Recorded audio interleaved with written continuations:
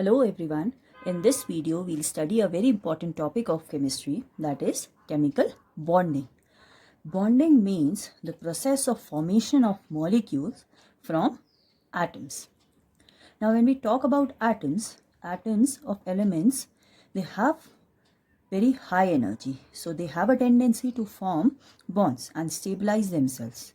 This is done by losing, gaining or sharing electrons with other atoms of same or different elements. So we can define bond as the attractive force which holds two or more atoms together in a molecule. Now, based upon how a molecule is formed by the combination of atoms, we classify bonds into two categories. These are electrovalent or ionic bonds and covalent or molecular bond. Electrovalent bond is formed by complete transfer of electron from one atom to another.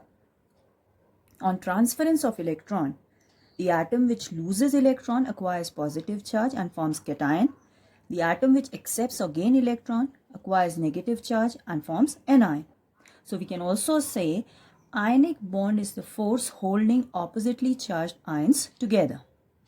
Now if we look at the examples of ionic bond, compounds like NaCl, calcium oxide, magnesium chloride have ionic bonds. And thus these compounds are also referred to as ionic compounds or electrovalent compounds. Okay. Now if you see this, sodium loses electron forms sodium ion. Chlorine accepts electron, forms chloride ion. These combine together to form sodium chloride. Likewise in calcium oxide as well as in magnesium chloride, the ionic bond is formed. Now talking about covalent bond or molecular bond, it is the bond formed by sharing of electrons between the atoms of same element or different elements. We take the examples hydrogen, oxygen, nitrogen, chlorine, hydrogen chloride. All these have covalent bonds and hence are referred to as covalent compounds. Now depending upon the number of electron pairs shared between the combining atoms, covalent bond is classified as single covalent bond when only one pair of electron is being shared, double covalent bond when two pairs of electrons are being shared, and triple covalent bond when three pairs of electrons are being shared.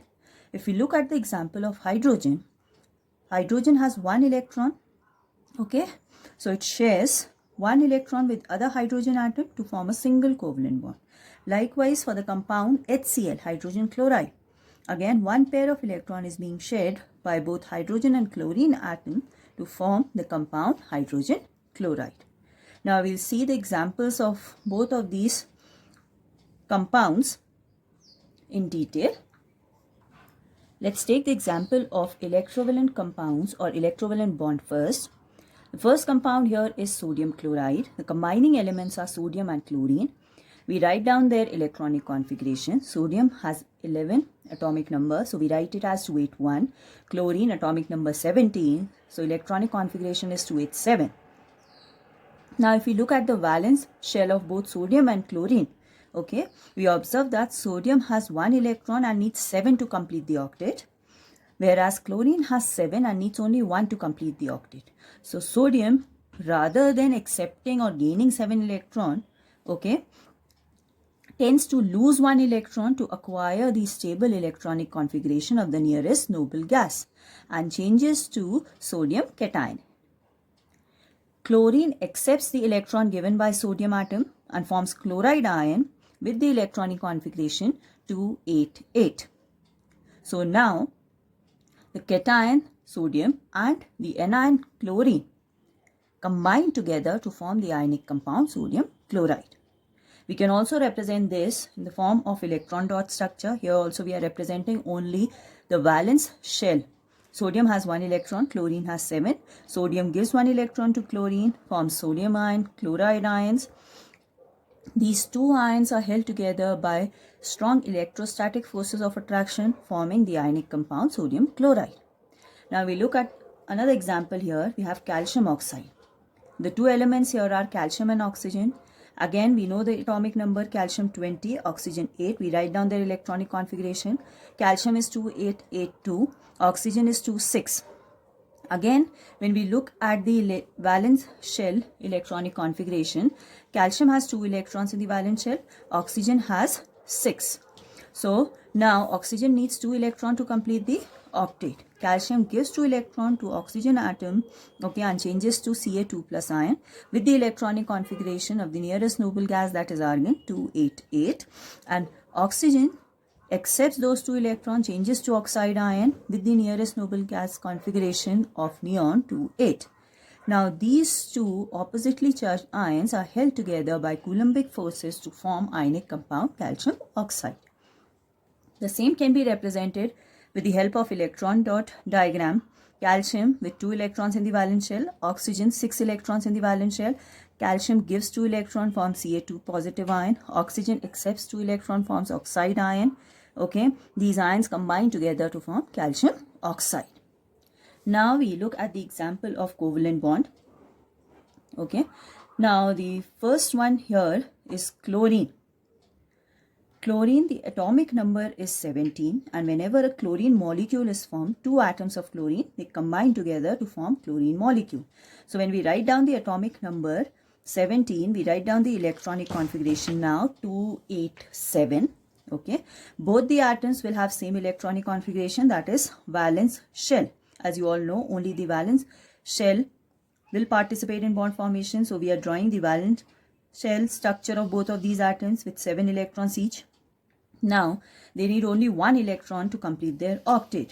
So both of these atoms will now share 1 electron each with the other chlorine atom to complete their octet and form the single covalent bond. Since only 1 pair of electron is being shared, a single covalent bond is formed. Coming to other example here, oxygen molecule. Oxygen has atomic number 8. Electronic configuration is 26. Okay, so again, if we talk about the valence shell here, we are representing 2 atoms. Okay, the electrons of one atom are represented with dot, the other atom with cross. Okay, just to make it easy to understand. Now 6 electron means it needs 2 electron to complete the octet. So oxygen now shares 2 electron, okay, or takes 2 electron from the other oxygen atom to complete the octet. Likewise, this oxygen atom will take 2 electron from the first oxygen atom to complete the octet. Now the octet is completed for both of these and they share 2 pairs of electrons. So this results in the formation of a double covalent bond. Taking the example of nitrogen, atomic number 7, electronic configuration 2 and 5. 5 electrons in the valence shell means it needs 3 more to complete the octet.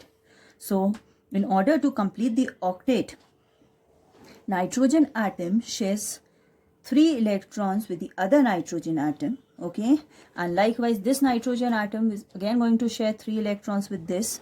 So since both these nitrogen atoms are sharing 3 pairs of electrons, this results in the formation of a triple covalent bond. For single covalent bond, we simply use a line to represent the bond. For double covalent bond, we use 2 parallel lines, and for triple covalent bond, we use 3 parallel lines. Thank you.